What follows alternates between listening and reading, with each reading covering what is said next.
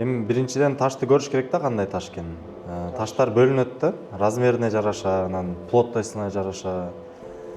Эгер размери 2 сантиметрге чейин жумшак таштар болсо, анда дистанционная ударно-волновая литотрипсия, ДУВЛ деген аппаратты колдонобуз. Эгерде таш катуу болуп, бул аппараттын жардамы жакшы эффект болбосо, анда уретрориноскопия менен каналдын ичине кирип, эндоскопия жолу менен эч кандай кеспейбиз, тешпейбиз.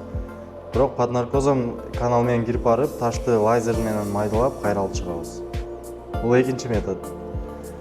Эгерде таш 2 сантиметрден чоң жана бөйрөктүн ичинде болгон болсо, анда биз ПНЛ деген операцияны жасайбыз. ПНЛ деген эмне? Ал бөйрөктүн сыртынан кичинекей бир тешикче менен тешип кирип бөйрөктүн ичине ошондой эле камера менен кирип, ташты лазер менен талкалап, майдалап, тазалап алып чыгабыз.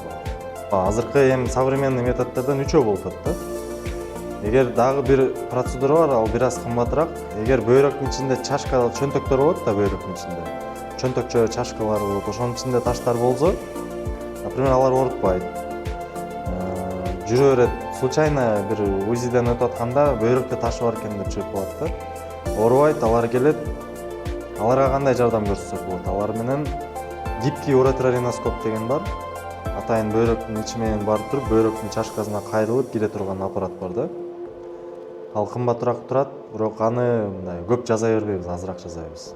Себеби элдер дагы баягы каражатын да көтөрүш кыйыныраак болот.